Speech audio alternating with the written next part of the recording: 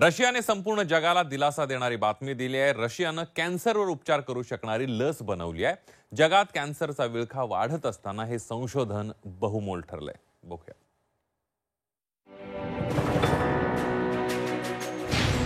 आता माणूस जगणार, कॅन्सर हरणार। कॅन्सरची लस बनवण्यात शास्त्रज्ञांना यश। रशियानं कॅन्सरवर बनवली लस। कॅन्सर हा इतका जीवघेणा आजार आहे की तो वेळेवर ओळखला नाही तर मृत्यूचा धोका आहे। कर्करोग रोखण्यासाठी जगभरात संशोधन सुरू आहे। आता वैद्यक शास्त्रात खूप प्रगती होत असताना पाहायला मिळते। तर याच कॅन्सर आजाराला आळा घालण्यासाठी रशियानं लस तयार केली आहे। हो, खरंय। आता ही लस रशियातील सर्व नागरिकांना विनामूल्य उपलब्ध असणार आहे। रशियन आरोग्य मंत्रालयानं जाहीर केलंय की त्यांनी कर्करोग विरुद्ध लस विकसित केली आहे, जी 2025च्या सुरुवातीपासूनच रशियातील कर्करोगाच्या रुग्णांना मोफत दिली जाईल। या लसीचं नाव अद्याप समोर आलेलं नाहीये।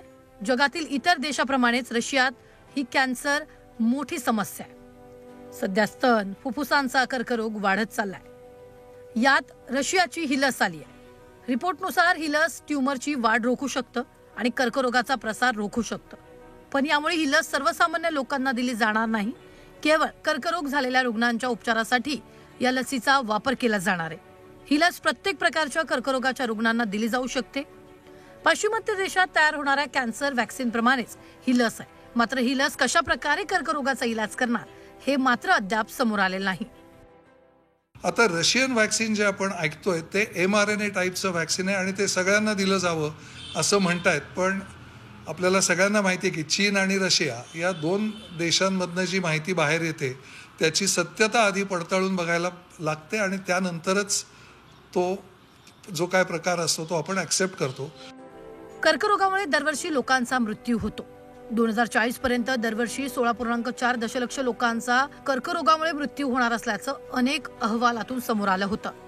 अलीकडेच रशियाचे राष्ट्रपती पुतिन यांनी म्हटलं होतं की आम्ही कर्करोगावरील लस आणि नवीन पिढीची इम्युनो मॉड्युलेटरी औषधांच्या निर्मितीपर्यंत जवळपास पोहोचलो आहोत। अन्य देशांनी देखील व्यक्तिगत कर्करोगाच्या लस निर्माण करण्यासाठी काम करतोय।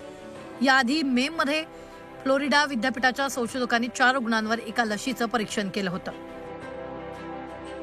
जागतिक आरोग्य संस्थेनुसार सध्या ह्यूमन पेपिलोमा व्हायरस साठी 6 लशी उपलब्ध आहेत, जे सर्व्हायकल कॅन्सरसह अनेक कर्करोगांवर मात्रा ठरू शकते। त्याचबरोबर हेपेटायटिस बी साठी लशी आहेत, ज्या लिव्हर कॅन्सरवर मात्रा ठरू शकतात। या रशियाच्या कर्करोगावरील लसीचा शोध हा नवा आशेचा किरण ठरणार आहे। ब्युरो रिपोर्ट, झी 24 तास, मुंबई।